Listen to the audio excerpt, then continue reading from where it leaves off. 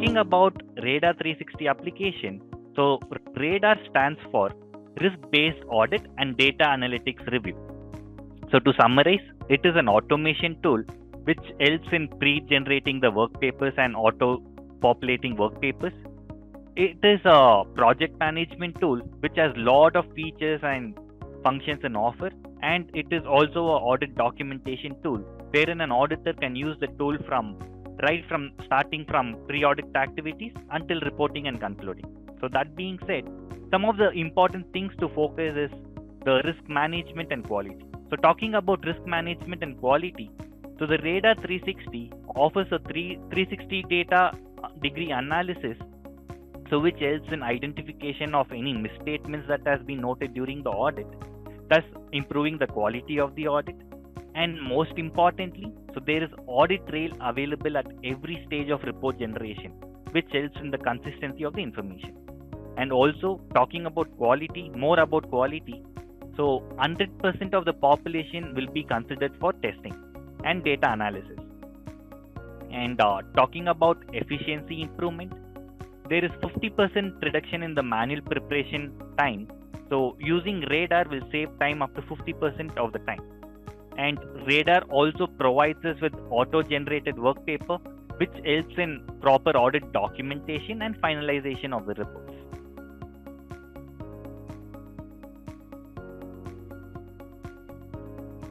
So this slide talks about the Radar 360 workflow that's in offer.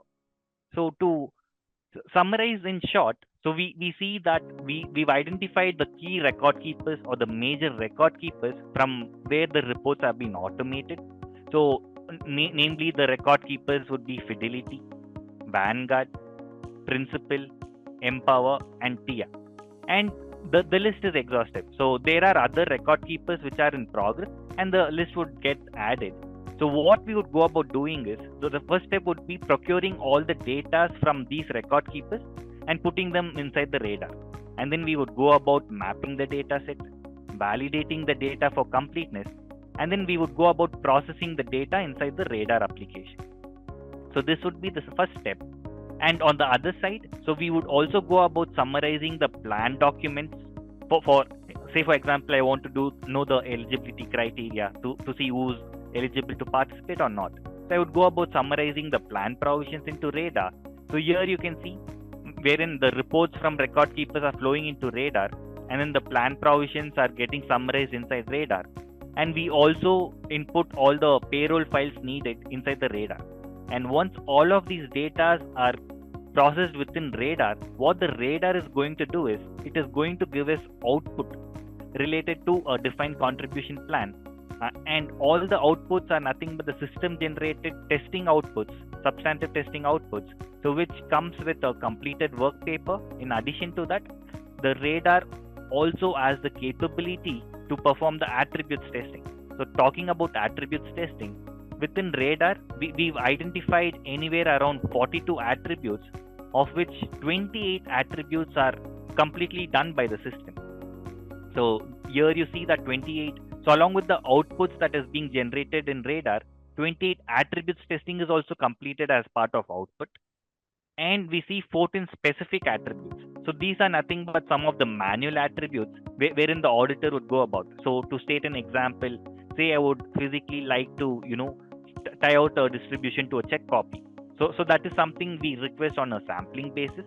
And so these are the kind of manual attributes which would be done outside of Radar, but within the Radar.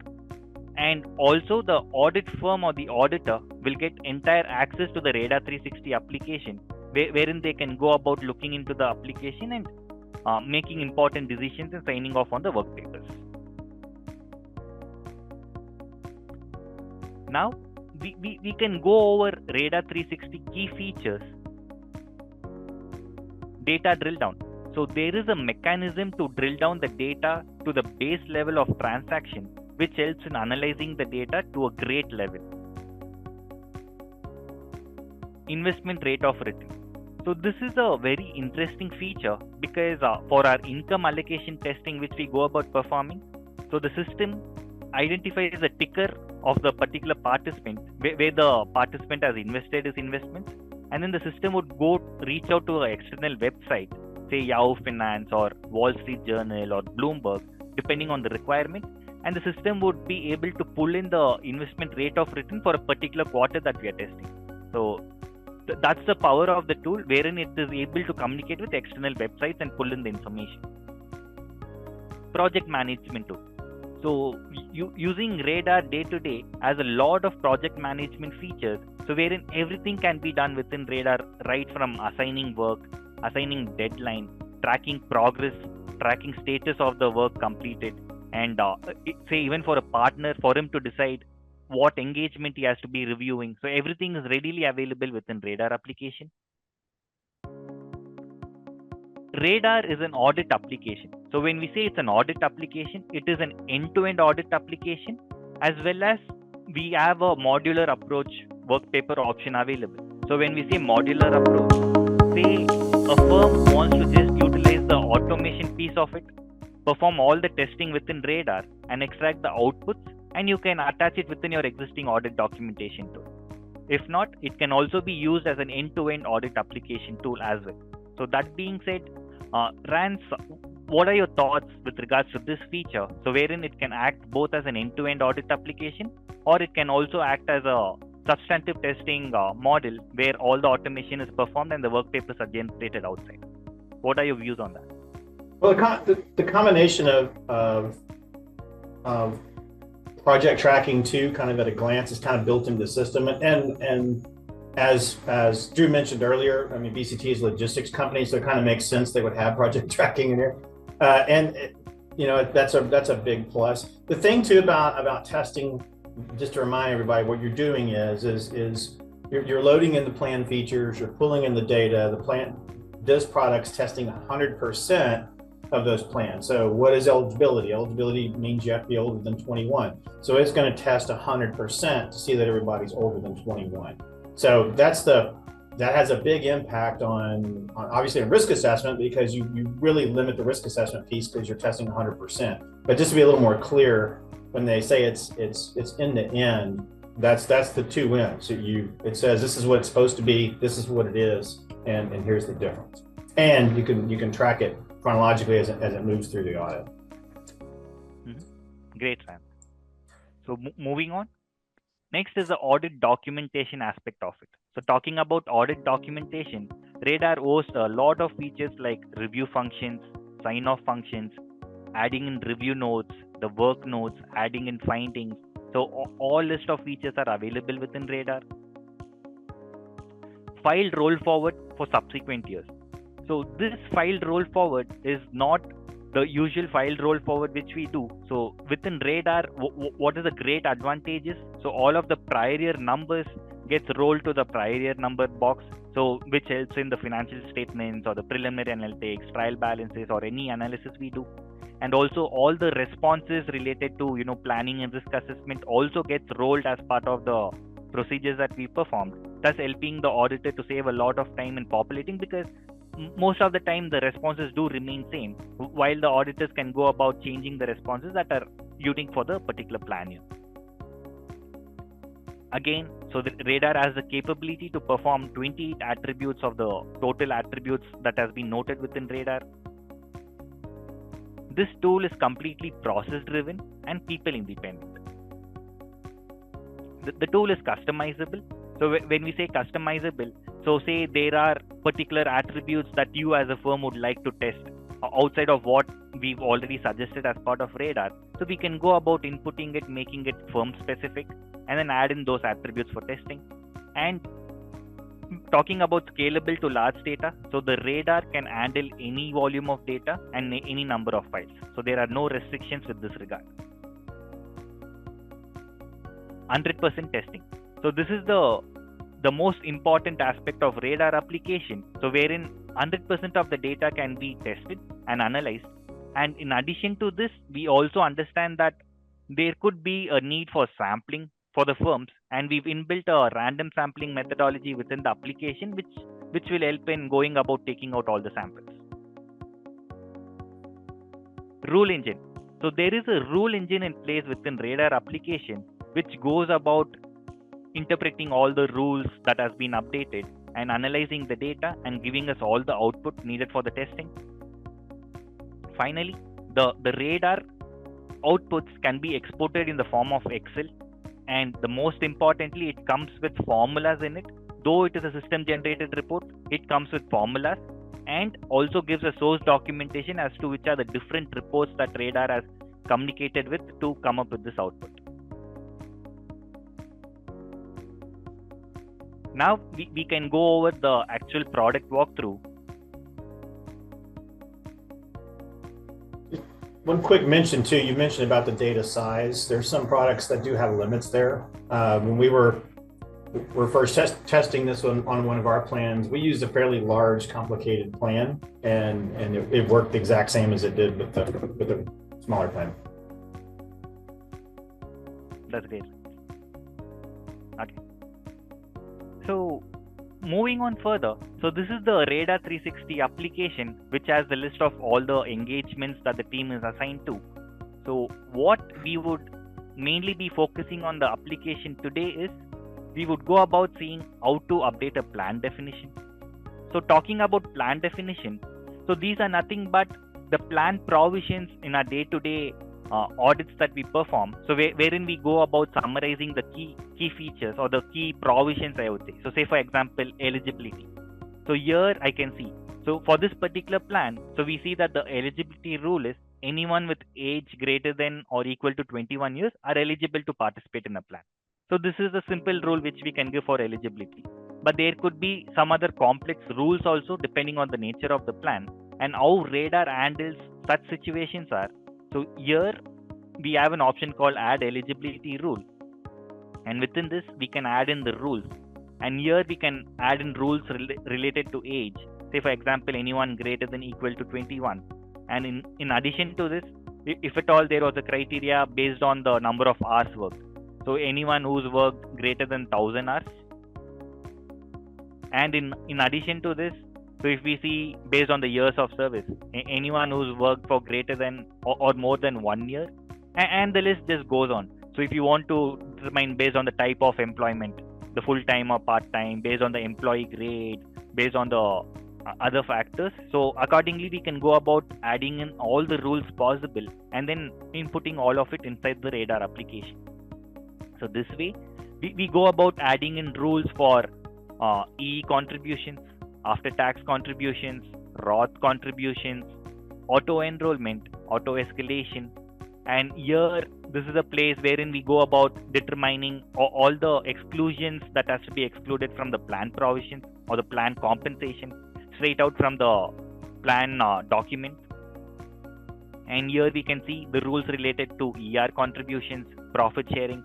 So thus covering all the important provisions that has to be summarized when it comes to the testing aspect of it. Everything gets covered within radar application. And similar to that, we can also go about adding in rules for benefit payments. So when we talk about benefit payments, so here the most important thing that we try adding is the vesting schedule. So here clearly the system, we communicate within the system what is the vesting criteria is. And accordingly in the benefit payment testing, the system would go about calculating the forfeiture amount based on the vesting schedule that we've updated here. One thing I'll point out to the auditors really appreciate about this approach is that some automation has limits in the amount of rules you can add. And so where this approach is, think about if I have a plan that's got legacy layers, maybe 3 other plans that merged into it, they all get different matching, or I've got collective bargaining in here where they're only going to get this or that, or they've changed match during the employer match during the year. You'll be able to set that criteria year to year, and it doesn't have to be just one set. What that does is obviously when it recalculates the entire population, is the conflicts that it kicks out are going to be way less than if it didn't if you weren't able to add in multiple layers. You're going to get a lot more conflicts on some of these products. So this approach eliminates that. And for those of us that have plans that do have larger 401k plans, especially a legacy plan that different people get different things, this automation approach eliminates you having to figure out how to select a sample to cover all that. because it's testing it all at 100%. So that's a huge efficiency boost to people that audit those types of plans, like us. Yes, Rance. And also, like rightly you mentioned, so here, say for example, the employer contribution. So the employer decides to contribute a different percentage starting second half of the year. So that can also be incorporated within Radar. So using this effective date and effective from and effective to options. So wherein for the first criteria, I can give a particular effective date, and for another criteria, I can give another effective date. And accordingly, the Radar is going to perform all the calculations. And then the best part about this plan definition is this is completely a one-time exercise. So all that we need to do is summarize this for the first time. And then for year 2 onwards, so all of this also is included as part of the roll forward feature that is available. So that being said, so this information is completely available, and all that I need to focus is just on the any new plan amendments that were noted during the year is what I would be focusing on, adding them and going about with my next steps. It's that simple. And also, we at BCT, we take the complete responsibility to go about summarizing all of these plan definitions. So thus saving a lot of time to the firms, audit firms as well, and they can just go about, reviewing the plan provisions that has been added. So that's the advantage of plan definition. Once the plan definition is done, the next step would be the data upload. So the data upload is a seamless process. So wherein for the key major record keepers that we mentioned previously, again I would like to re-highlight the record keepers' name, namely Fidelity, Principal, Vanguard, Empower, and TIACREF. So for these major record keepers, we've already identified all the reports that is needed from the record keeper website, and we can all that we can do is go about pulling in all of the necessary reports. And the moment you upload all of these reports, so say for example, I would like to upload a report called contribution participant level report. So the process is, the first step would be selecting the file and then doing the upload. And here you see we have a system column against which generally one has to go about mapping the Excel columns. However, this step is also completely automated because the system exactly knows if it's a Fidelity report, if the record keeper is Fidelity, and if it's a contribution report, it already knows what are the columns and goes about mapping it. And as a validation step, so we can go about validating the number of rows to ensure completeness of the data that is translated. And talking about the last step is processing the data. And here you can rightly see there are version numbers available. So that means you can go about uploading any number of versions of the file, and then the Radar is going to consider the latest file that has been uploaded to give all the calculations. So that's how simple it is. So this way we go about uploading all the files needed. So once the files is uploaded and then the data is generated, so this is a place where we go about generating the report. Once the information is generated, what Radar is going to do for us is it's going to give us outputs related to plan level contribution testing, wherein you can see an audit program, a summary, a reconciliation, analysis, and then the actual testing. So similarly, participant contribution testing, which also includes auto enrollment, escalation testing, the actual contribution testing, the participant income allocation testing and investment allocation testing, the rollover testing, benefit payments testing, and participant loans testing. So thus covering a defined contribution plan, which is ERISA section 103A3C. So Prashant, I have a few questions coming in from the chat. So first one here, it just mentions, do you obtain comp detail for each employee by each pay code from the payroll provider? Yes, that's a very good question. So the power of the tool completely relies on the payroll information we are able to get. So our main objective is to get for each of the employees pay period wise all of the comp information, so which will enable us to do the calculation at every pay period level and compare the contribution with the record keeper and then perform our own recalculation also. So that will exactly give us like a detailed analysis, and no one could even go any further over that. So yes, to answer the question, yes, we go about obtaining that particular information. So in the ones that we did, we got an annual payroll file Basically, it was kind of a canned report that automatically came with the system. And think about it, those employers have to create that same file for their plan testing every year. So you're not asking for something that doesn't get regularly done. You can get it in one form or another, but yes, you're going to end up getting an annual payroll file, basically the same information that they send to do the plan testing. Yes, thanks, Rance. And also to add more about the payroll file, so we are not particular about, like we've identified key record keepers.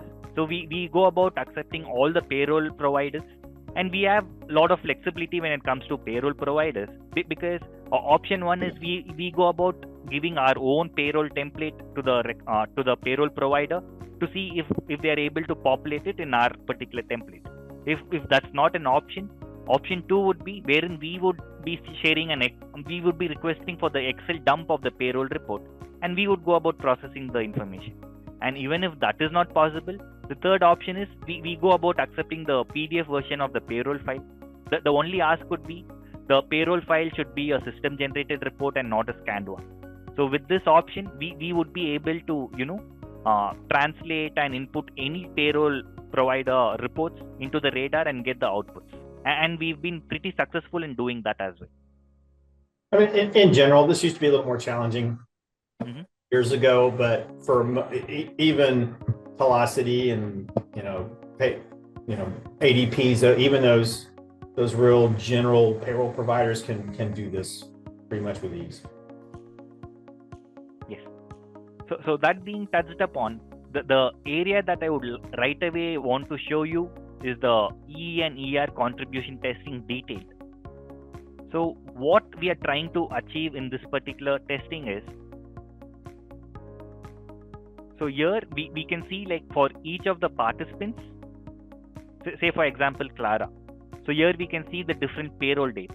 So for each pay date for Clara, we've got about, the system goes about pulling in what is the regular pay, the sick pay, holiday pay, depending on what are the pay codes available in a particular payroll system. So that gets populated here. And then the system goes about calculating the eligible wages.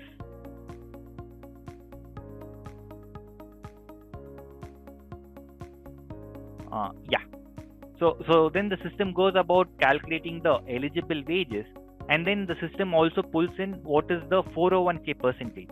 So say for example, for a pre-tax contribution, the system pulls in the 401k percentage for each pay period, and then the system also pulls in the 401k amount for the record keeper. It also adjusts if there are any current year receivables and prior year receivables, and gives us the adjusted 401k contribution. Then the system also goes about performing the recalculation of the 401k contribution amount based on the plan provisions, the plan definition of the compensation with the percentage, and then compares that with the record keeper and lets us know if there are any differences. And next, the system also goes about pulling in the amount per payroll, and that gets compared with the record keeper again, and then it tells us if there are any differences. So to summarize, what the system goes about performing is, the system pulls in the entire payroll data for all the participants pay period wise, and then it performs the recalculation of the contributions independently without relying on the sources from record keeper. And then the system goes about comparing the contribution amount per record keeper, and then the system also goes about comparing the contribution amount per payroll, and thus ensuring it performs a three-way analysis, and thus ensuring all the contributions for each participant at each pay period is calculated accurately or not. And if there are any deviations, so that is where the auditor would be stepping in to see what are the exceptions noted and going about resolving the same. And what you saw was just for the pre-tax contribution.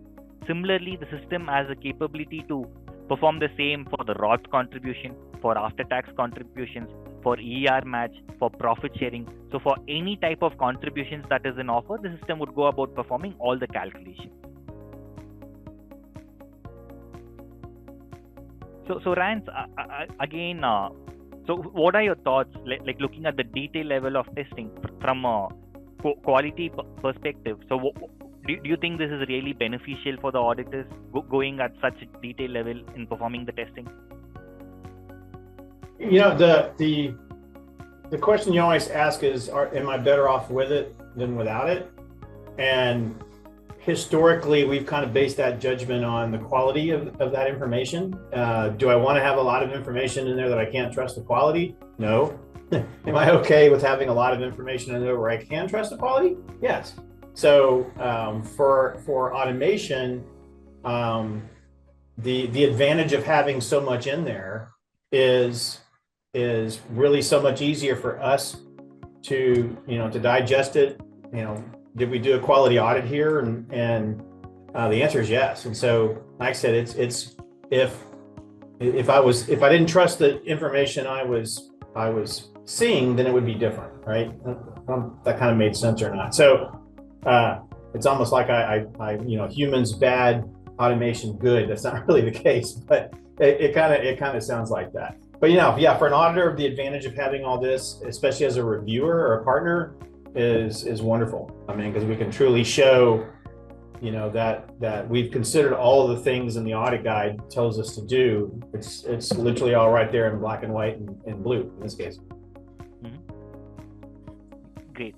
So Prashant, a couple other questions related to some of the payroll that you were discussing earlier. So one of them was, do you obtain rates of deferral for all employees for each pay period? What is the source? Is that record keeper or payroll? So the source for obtaining the deferral information would be the record keeper. And for the mentioned record keepers, we've already gone about identifying how to procure that particular information directly from the record keeper website. And we've also been very successful in obtaining that and performing all our testing. So yes, the record keeper would be the source. And also one question was, how are you able to account for employees that change their contribution percentages during the year? Mm-hmm. So for anyone who changes the contribution percentage during the year, so again, going back to the detailed testing. So here, like I can see, this is my 401k percentage, which gets populated for each of the pay periods. So say for example, Clara again has changed, or I can show you a participant who has changed the deferral during the year.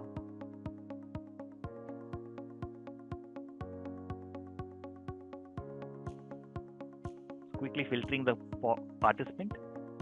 And so here I can see for All Good David. So we see that All Good David had opted for 10% right from January until end of July. And from August, David has opted for 9%. So changed his percentage from 10% to 9%. And then the system effectively goes about identifying the deferral change. And then, like we see here, automatically the transition happens, and then the calculations are also changing accordingly. So which completely takes care of any deferral changes during the year. So even if All Good had changed the deferral for all the 26 pay periods, the system would go about capturing that and performing the recalculations.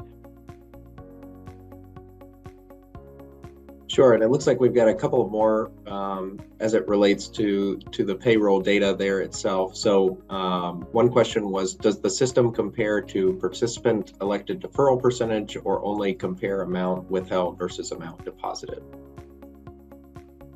So it performs a recalculation using the deferral rate that is available, and then the system goes about comparing what was the amount that has been deposited with the recalculation and what was the amount that was deducted with the recalculation amount. So it does, in addition to comparing the amount collected versus deposited, it also does a recalculation and compares all the different two sources.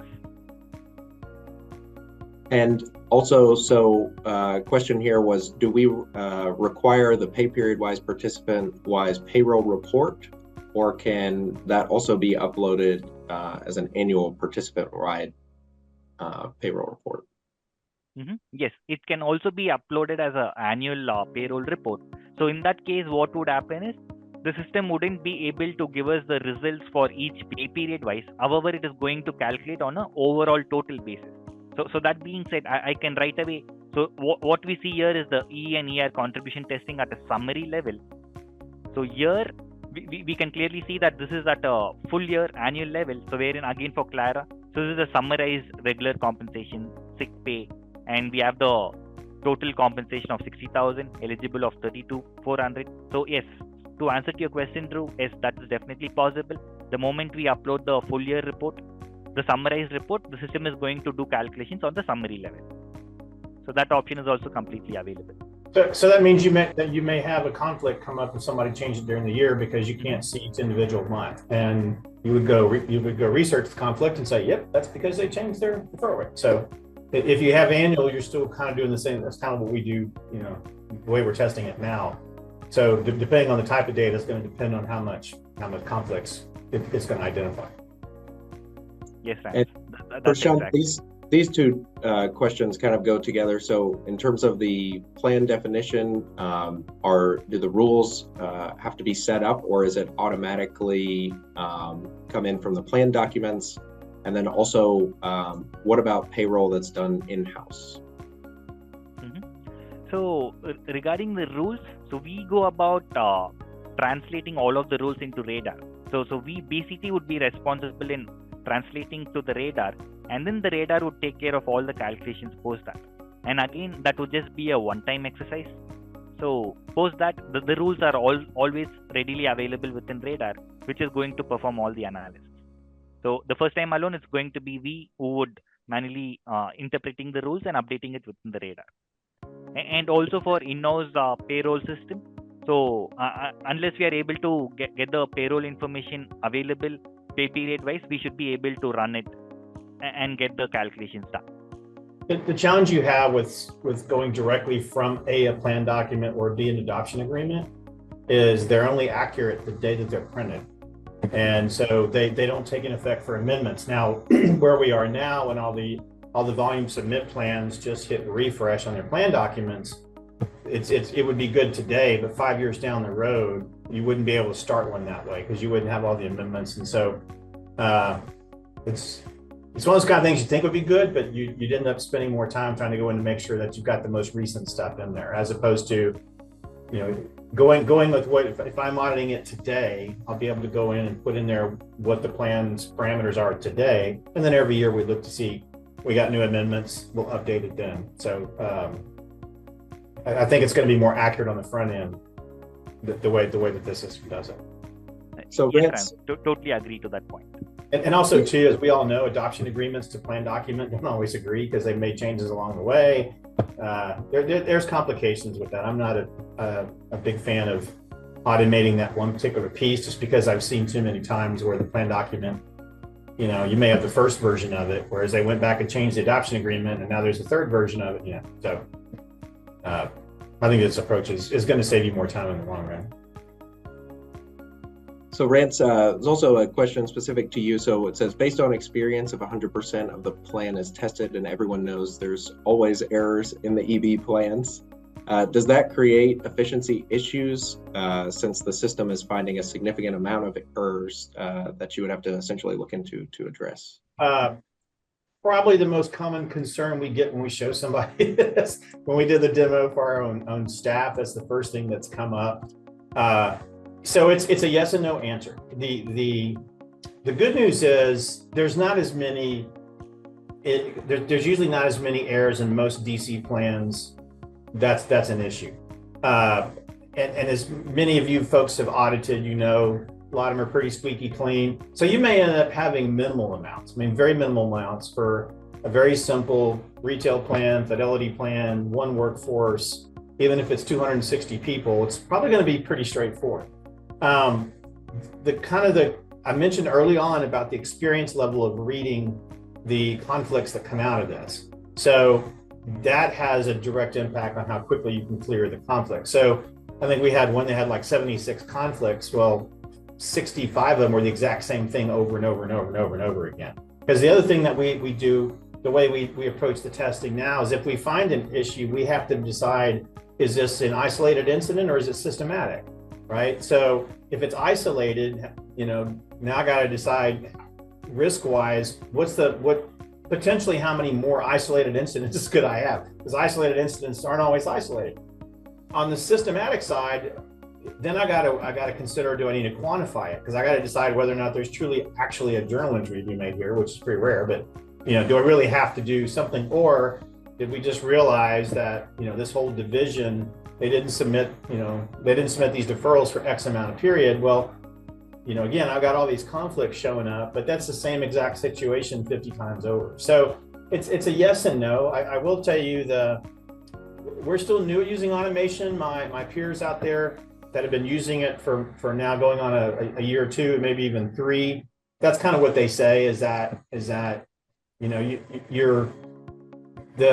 the plans that have so few conflicts or the conflicts are easy to resolve way outweigh the ones where you have a lot of conflicts. That's kind of what I'm hearing, especially in the small to mid-sized plan DC market or DC size. And so if I'm doing one that's under 100 million, I'm expecting it to be pretty minimal. On the plans we're going to use it on, where it's going to be $500,000 to over $1 billion for a fairly straight 401k plan. Would I expect to see more? Probably, but then it's going to really, the systematic errors are really just going to jump out, and then the onesie twosies, we'll be able within an amazing amount of detail give this to the client and say, y'all need to tell us, what's right, what's wrong, and how you're going to fix it. So, like I said, I did what everybody typically, what I hear is that, and we're kind of seeing this with the ones that we've started, is that the easier ones way outweigh the more complicated ones. But the more complicated ones, if you're experienced at auditing plans, you can usually kind of get through them really relatively efficient. So is it going to show more? If there's more, yes. But like I said, is it isolated? Is it systematic? Is it because we only got summary data and several people changed their stuff during the years? Well, if I can go through and tick it, I'm kind of done with it. I don't have to do anything with it. I just got to be able to say why it's different and does it appear to be right. So that's the approach. The thing about it, if you saved all that time on the front end, the time that you have to spend clearing those conflicts is significantly less than picking a sample. Here's my sample. Give me my sample back. Than going through all that. So I think you'd still be ahead, even with a lot of conflicts to resolve. So Rance, looks like we have another question here. So what percentage of your plan audits are currently using Radar360 for testing? Any providers you have not been able to work with? And have these jobs been subject to peer review or DOL review? We're still in our first year. So we just tell you where our journey is we at first took three plans and we paralleled it. We did our audit procedures and then we compared it to the results of Radar360 using this product, gave us a lot of confidence in it. So now we're in the process of going through and wrapping up our very first audits using Radar360. And we did that for a couple of reasons. One, to kind of understand how it fits into our just overall process, the way we approach. Also, I'm really kind of trying to get a good feel for the actual time savings to get some sort of barometer. And then C, it gives us kind of a better feel. We do 620 plan audits, so it's going to give us a better feel as to which ones make the most sense to use the product on and which ones is still going to make sense to use my full year-round experts to work on it. So we're kind of in that process of rolling in. Firms I know that have been doing this longer than us, remember that this is vendor specific. So they write the scripts to match the vendor. So if it's a big vendor, like a Fidelity and Empower and those guys, you can expect to get all the data that you need. If you're dealing with one that specializes in smaller plans, it might be a little more difficult. So all that will kind of smooth out over time, but you're still kind of in my opinion, kind of not maybe stage 1, but stage 2 of automation, applying automation. So some of those factors do it. From a practical standpoint, I do know some firms are focusing on rolling in a vendor or two this season, and then they're going to expand it and then expand it again. I think that's kind of the approach that we're going to take. So just to compare kind of how to roll it into your practice. Sure. So I can't answer all those, but I can tell you, you kind of figure out where we are in our journey, and plus just chatting with other partners around the country that are a year or two ahead of us. Thanks, Rance. So Prashant, a couple tool-related questions have come in. So how do you deal with administrative processing time? Essentially, the example was given of participant changes their deferral rate the day before payroll is run, but it doesn't get updated until a week later. Mhm. Yes.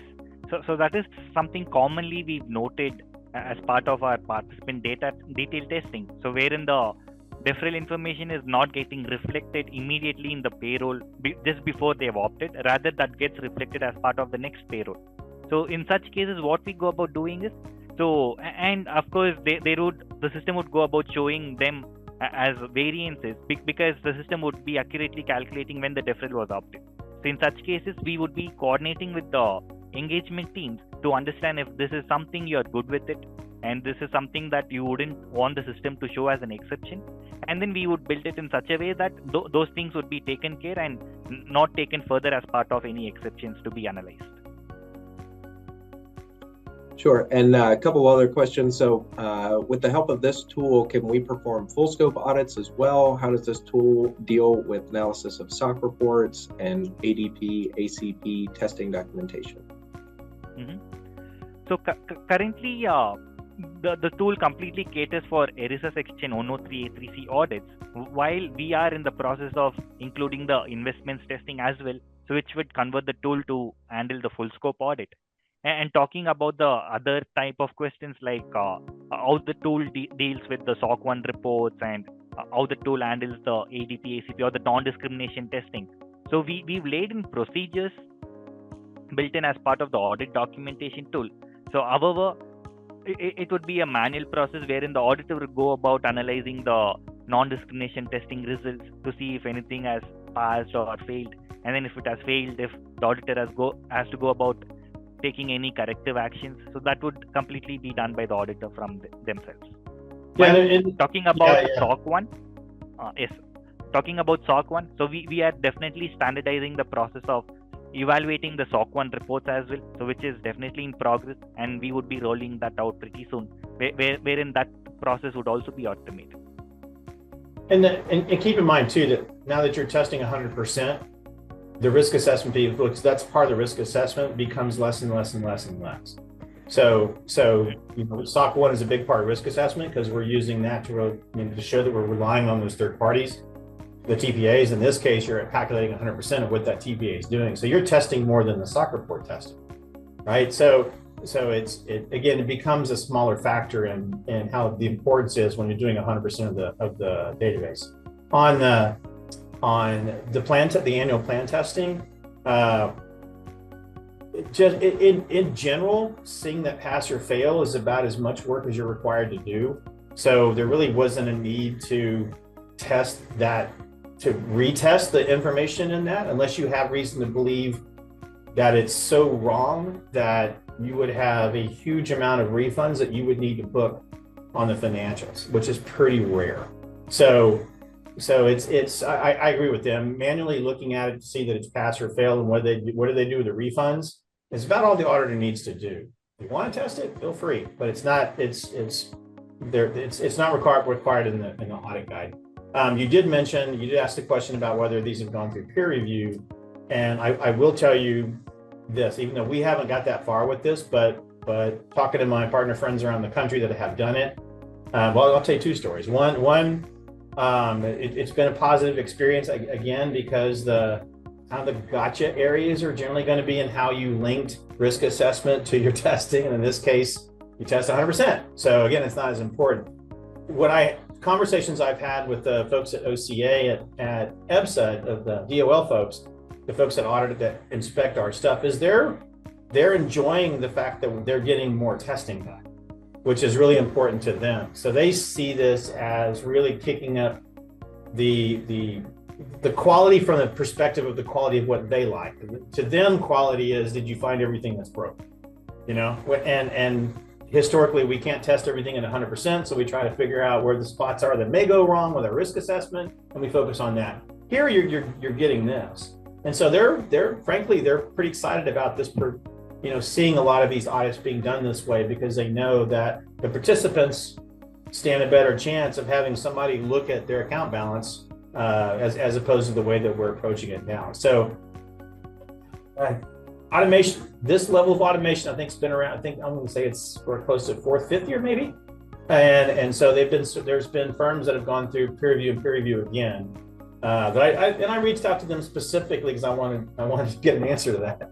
and they were pretty clear that it the plans that they use automation on rolled into their they use it. There's a couple of different ways the products work.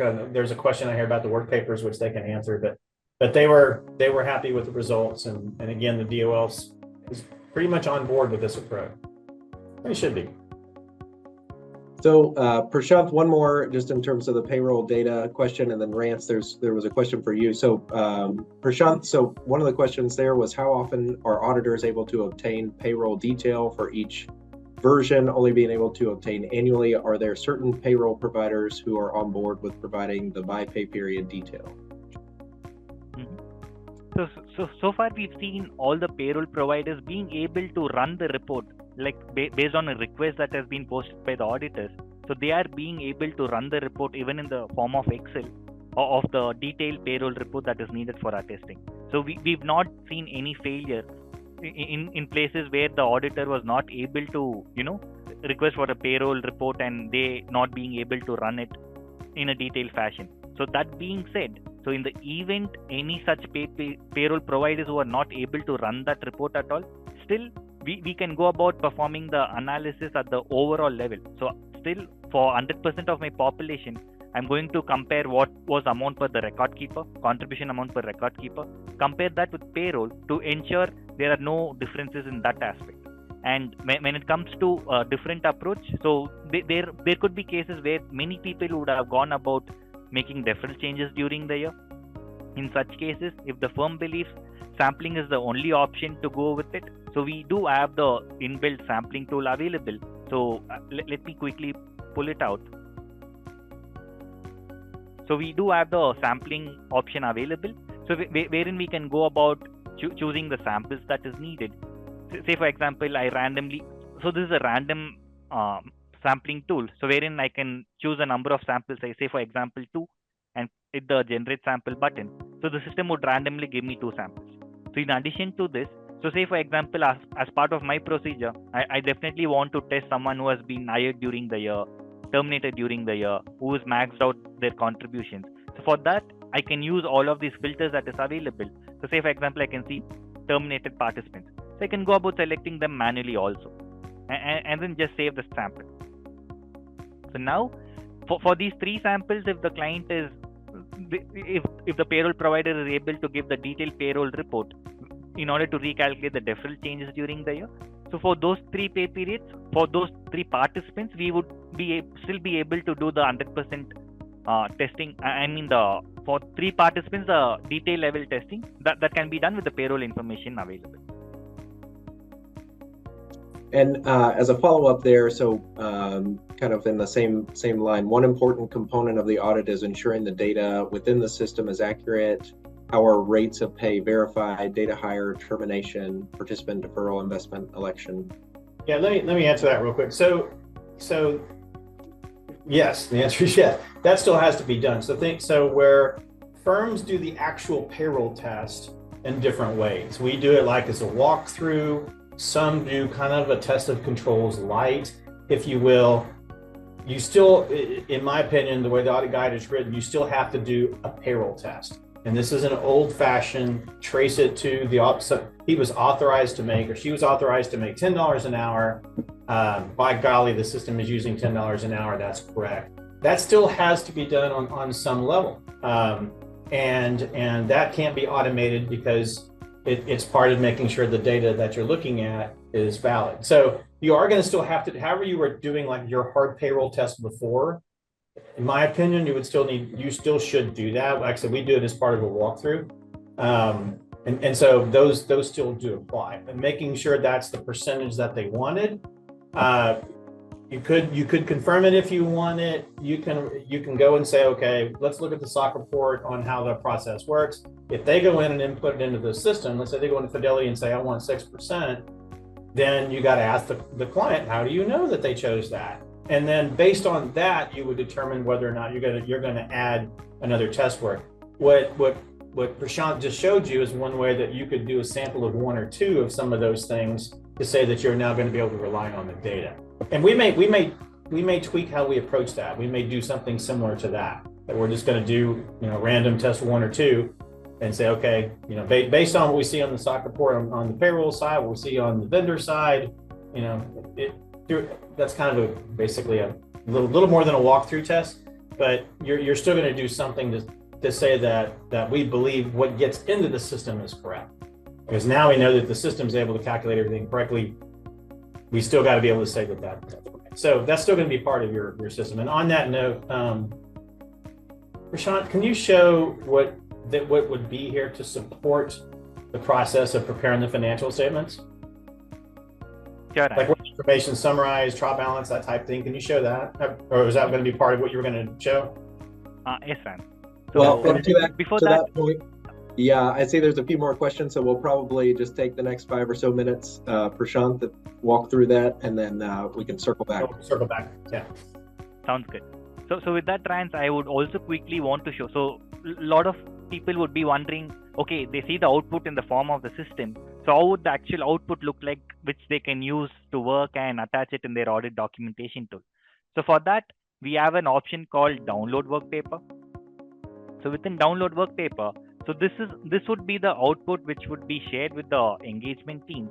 And yeah, so here we can clearly see that the system is giving a proper template with the client name, the procedures that the system has followed, and then the actual testing work paper. And on the top, you can see like codes like S1, S2, S3, and S4. So these are nothing but the actual source documents. So the system clearly says, okay, all the S1s, the system has obtained from the census data. So all S2, it has obtained from the audit deferral election. S3 from the contributions report. So this is really important, we feel, as a reviewer. So because it would definitely help the reviewer if he knows the source of reports which has been utilized by the system to come up with this output. And then most importantly, like I said, though this is a system generated report, it comes in with formulas in it. So me as a preparer, had I manually done it, so I would have, wherever I would have ended up using a formula, the system goes about showing all the formulas in it, again giving a lot of comfort for the reviewer in offer. And also in the bottom, we can see all the testing attributes that the system is going to perform. And in the attribute keys, any work notes, any findings that we add as part of the system, any tick marks, and any sign-offs that we process. So with this, are you showing one of the downloads? Because we still have the Radar360 screen.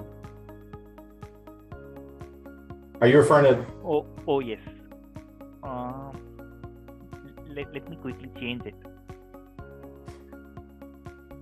Is my download file okay? Yeah. Sorry about it.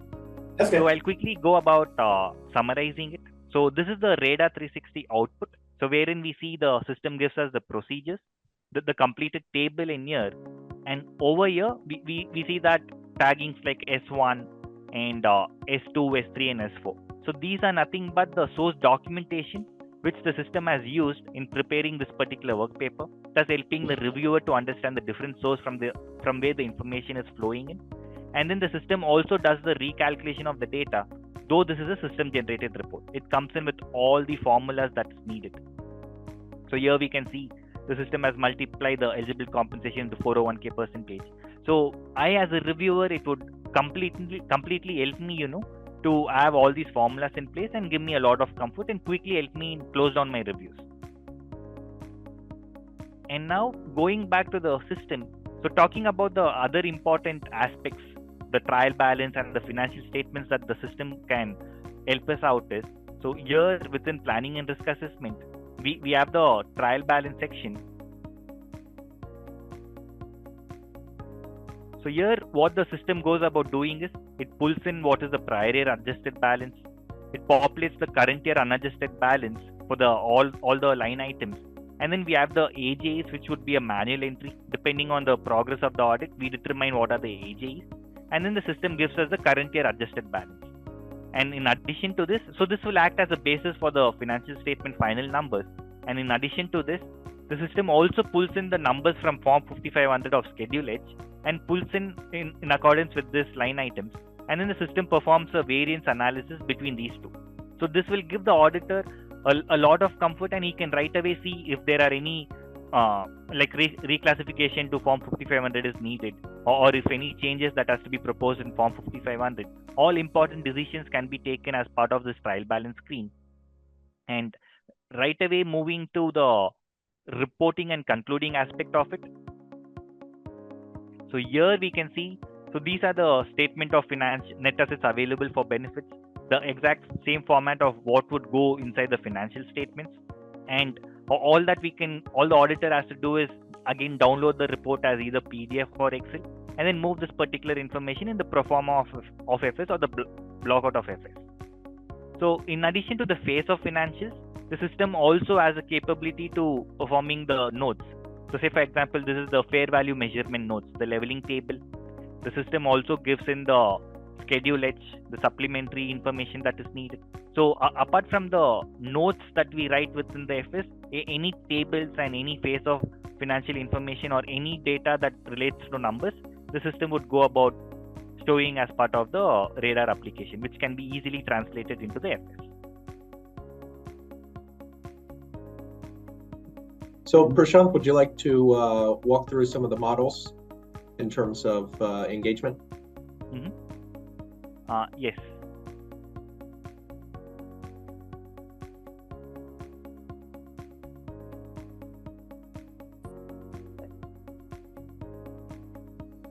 Is my model screen available, Drew?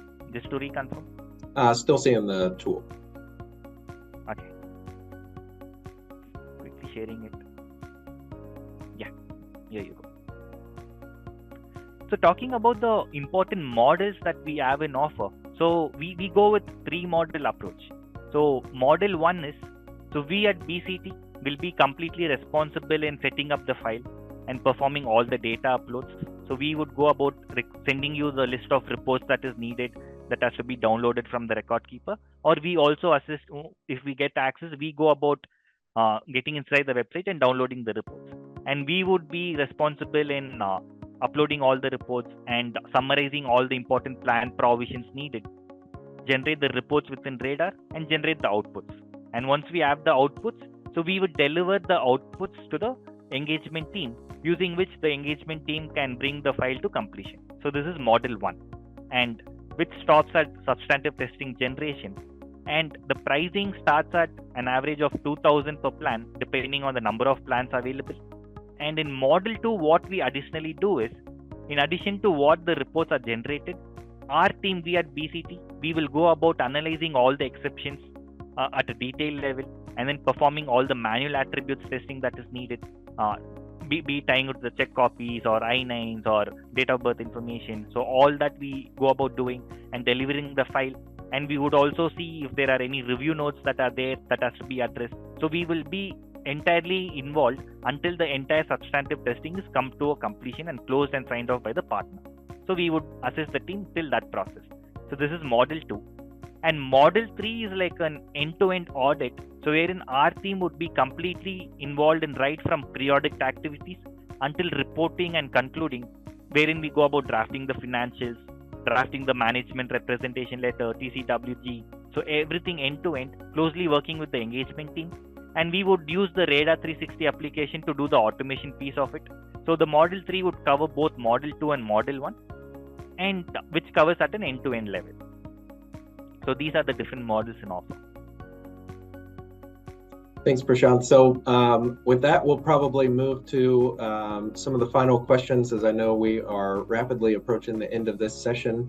So again, want to thank everybody for joining, and obviously if additional questions come up, definitely can reach out to us directly. Happy to answer those. But to go with the ones that we have here, so Rance, to you, have you been using the software specifically for substantive testing and still using your firm's own planning and financial statement prep?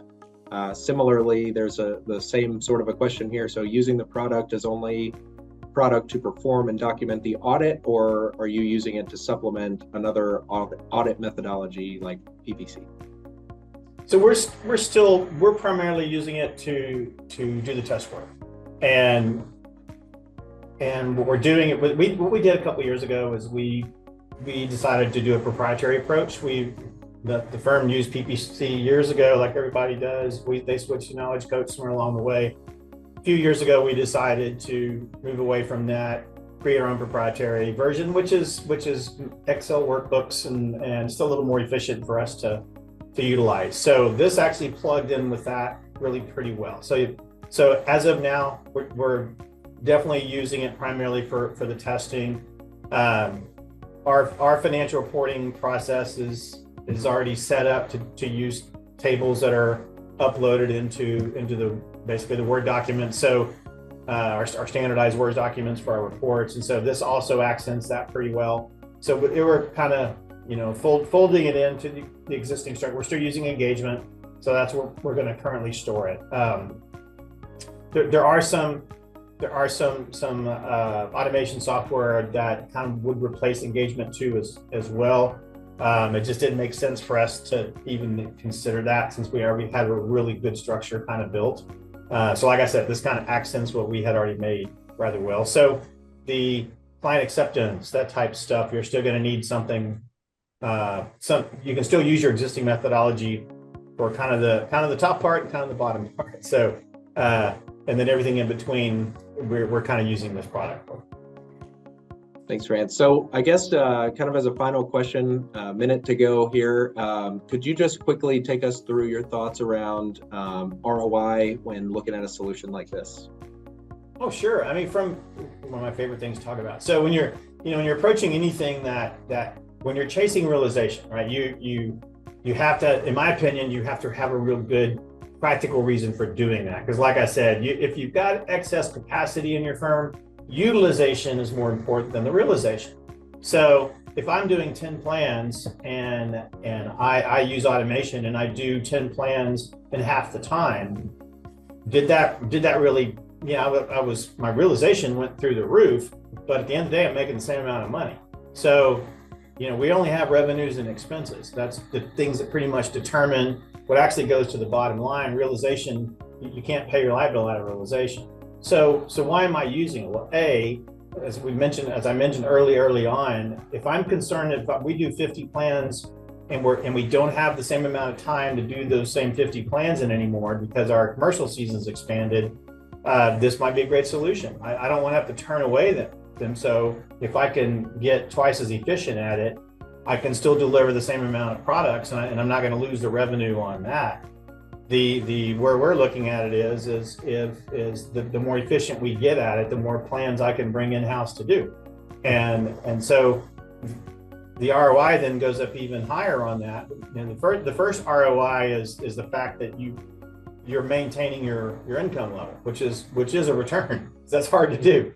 Not having to say no to new work, and you're not having to right size your practice, which to me is like just stabbing me right in the heart, So again, it kind of puts the CPA, the partners in the firm, back in the driver's seat. You now have an option other than right sizing your practice and having to let clients go. And the flip side, you can look at it and say, we're pretty good at this. We understand how plans work. What would it take to go to, why not, instead of struggling to get the same 40, why don't we go from 40 to 60?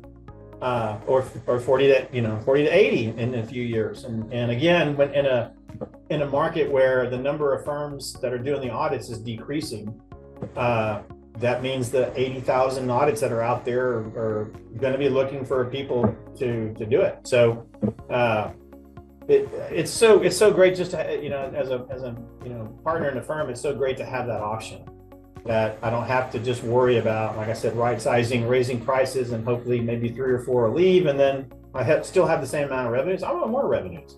So I want more revenues without more expenses. And so if I don't have to add another human, and I can add another plan, then that money goes straight down the bottom line. So, and if there's a small cost to that, you're still, the delta is still. So glad to see automation. I'm glad to see products come to the market that actually can do work and not just reshuffle data like we've had in the past. Just like I said, we now have better options than I think we ever had, is how we want to approach this segment. And just a real quick stat on for you. 20 years ago, there was almost 8,000 firms that audited at least one plan. And last year we went below 4,000. So there's literally half of the amount of people that are doing this. And the growth in the firms that do more than 100 hasn't really changed that much in the last 5 years. It's around 140 firms. So what we're seeing is those that do between 50 and 100 is the groups that are growing at a pretty rapid rate. This is a perfect solution. Thanks, Rance. And with that, we will conclude the webinar. Again, wanted to thank everybody for making time to join us today. Special thanks to Rance and Prashanth for walking us through. So excited to carry on the conversation. So if you'd like to learn more, be happy to get in touch and set up a separate time for us to do more of a deep dive specific to your firm. Look forward to seeing those again who will be at the conferences, and hope you have a fantastic rest of your day. Thanks, everyone.